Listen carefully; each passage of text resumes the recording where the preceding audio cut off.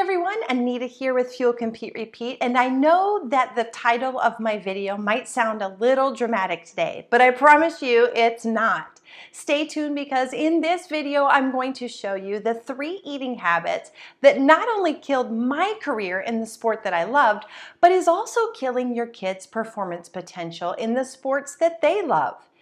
Let's just say that the first bad habit has to do with an athlete's favorite food. Good old cereal.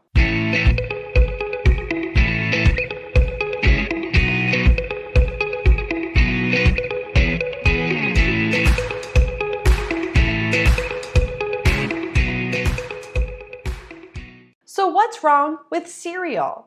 Athletes love cereal, and so did I. The problem is that I used it for everything. I ate cereal for breakfast, I ate it for snacks, pre-practice fueling, desserts after dinner, you name it, that's when I ate cereal. It is an athlete's go-to food. I use cereal so much, and I'm guessing your athlete does too, because it's easy, and I was being lazy with food. And I had no clue how much my food choices impacted my performance, both at practices and at competitions. So what's the problem with cereal anyway? Number one, it's an ultra-processed food. That's the term I like to use for these types of foods.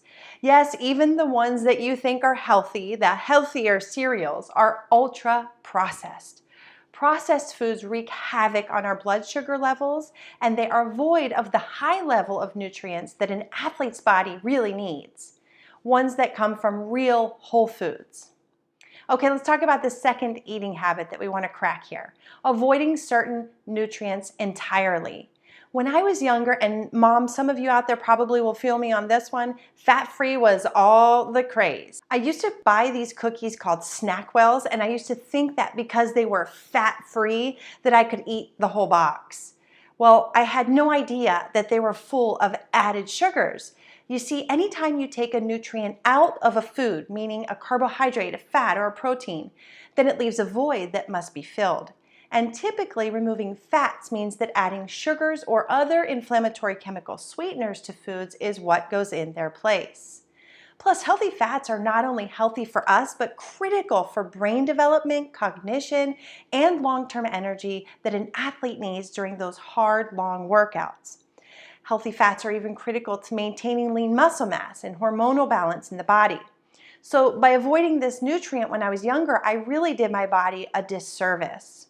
Perhaps you've seen this type of trend with your athlete, or questions coming from your athlete like, should I cut out carbohydrate to get lean?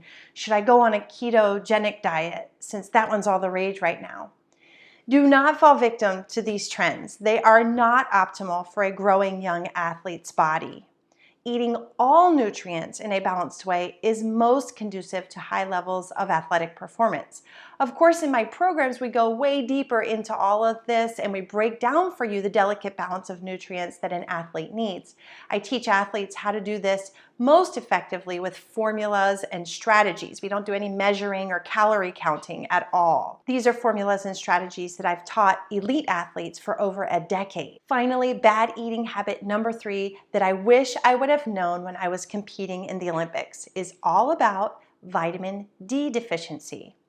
I grew up in the northeast part of our country where sunshine is low during a big part of the year, and I had no idea that I was vitamin D deficient for many, many years, undiagnosed. My immune system struggled tremendously. I got sick all the time, and I didn't know why back then, but of course I know why now. In all actuality, upwards of 40% of the world's population is vitamin D deficient. So it's definitely something you need to be aware of.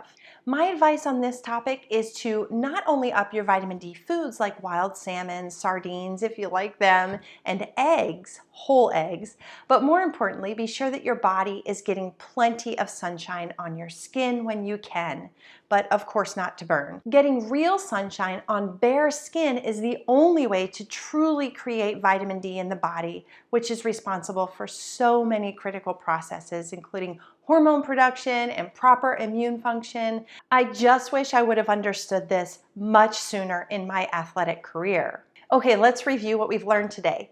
Number one, ditch the cold cereals and opt instead for cooked oats with berries and a little honey or maple syrup. Number two, do not allow your young, growing athlete to avoid nutrient groups in their entirety. Instead, opt for a wide balance of whole foods daily. And finally, encourage your athlete to get in the sun when it's out and get some pure vitamin D. If you find these videos helpful, be sure to follow my channel and give this video a thumbs up.